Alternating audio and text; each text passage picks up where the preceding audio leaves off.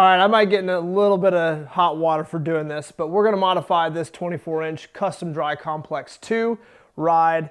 It's funky, it's wild, and it's not functional for the drummer that owns it. They do not want to sell it, they want to keep it, and they want to make it more functional. And so I'm gonna show you a very specific type of modification that will drastically change the sound of this ride.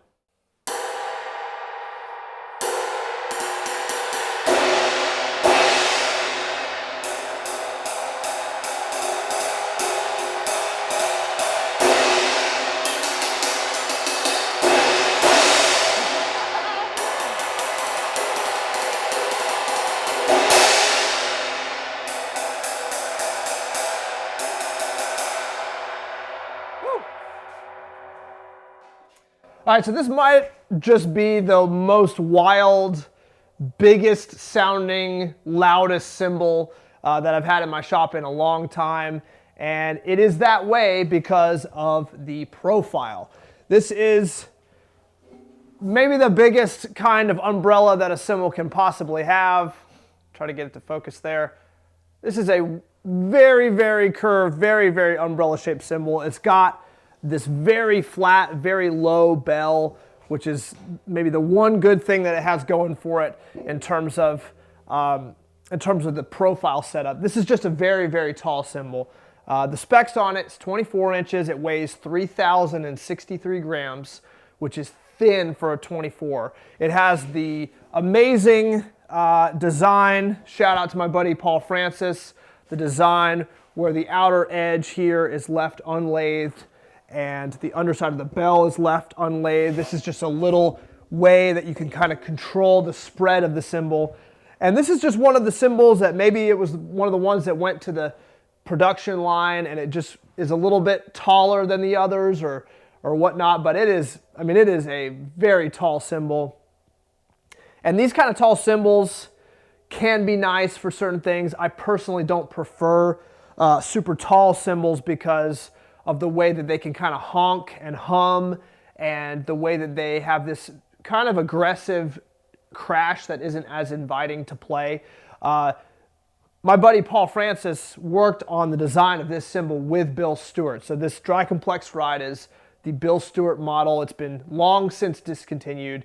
And any cymbal maker, any jazz drum enthusiast, any drum enthusiast really, probably if they know about Bill, they respect Bill and they love his playing, they love his cymbal sounds.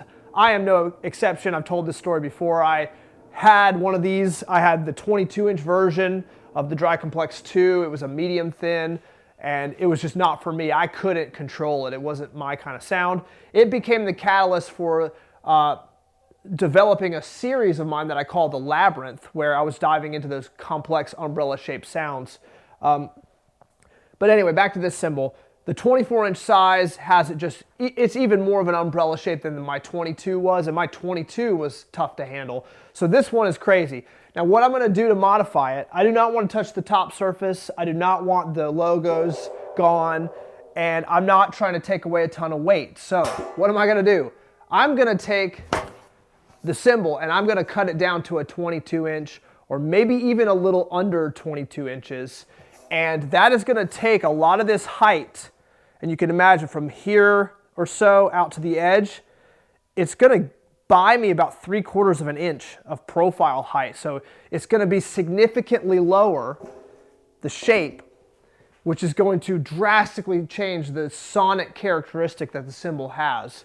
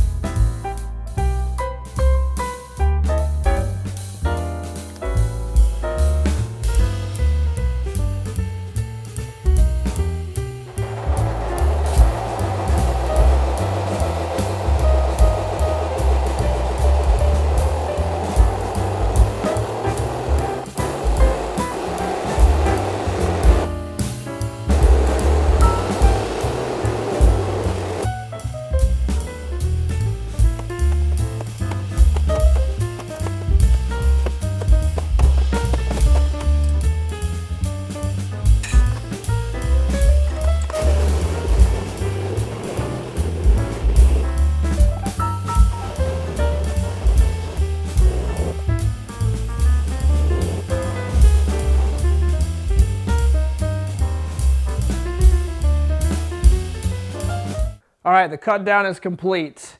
It is exactly 22 inches, so I didn't overshoot it, or it's not slightly oversized, not under. That tape measures right on 22.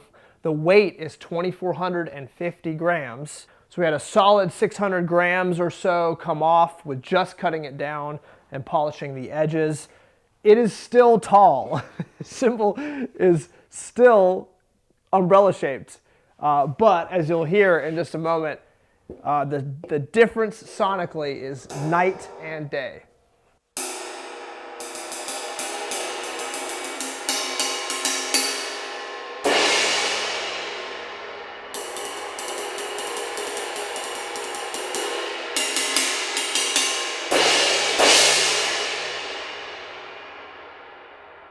So I'm still getting that characteristic umbrella shaped kind of caw sort of sound, but when you crash it, it's like it breathes, it opens up. It doesn't feel like this clangy, choked, annoying, brash sounding crash. It's got like a nice crash. Originally, I was thinking with this modification that I might go in and do a little bit of lathing on the underside, depending on how it sounds. I don't think I'm gonna touch it. I think I'm gonna leave it exactly like this and send it back to the customer. So I did a little bit of some abrasion treatment on the underside of the whole cymbal, and this was just to kind of let it breathe a little bit more, give it a little bit more sparkle, since it was definitely tending towards that kind of choked, brash sound. But it still has about an inch or a little bit more than an inch of the unlathed crust at the edge, so that's going to help kind of control things. 2,450 grams for a 22 is great. That's a great weight for one. And so what you see in that is, as the profile of a cymbal is lower, you get this lower fundamental pitch, and you add the ability for a nice crash sound. So when you're thinking about buying a cymbal, or when you're looking for a certain type of sound, profile is really so much of the sound that you're going to get is going to come from that curvature. And exactly where does that curvature happen? Is it kind of a uniform umbrella shape? Does it have like a hook at the edge? You know, has it got flatness up here? And then also the curvature and the transition point from the bell to the body. The thing that's helping this cymbal a lot is this very low, flat bell. If this had like the larger bell size that you find on a lot of Zildjians, it would be a way different animal. It would still be brash in the same state, and I would be probably looking to do some additional modifications to dial it in even further. So because it's got that low and wide bell, it's nice. I think it's got a vibe that works pretty well for this particular cymbal. The transition point is very gradual. It kind of slopes gently into the body of the cymbal. So it means that bell is going to have a pretty integrated sound, meaning when I hit the bell, you're going to hear the body of the cymbal activate.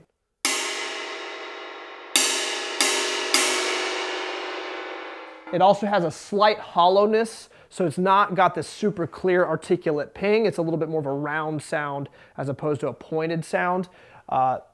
Definitely has a place in the music. It's definitely a certain type of color. Not for everyone. This is not the cymbal for everyone, but it was and is the cymbal for Bill Stewart. Big shout out to my buddy Paul Francis, who designed this with Bill. They're discontinued now. If you can find them, they're pretty rare and they garner a rather high price.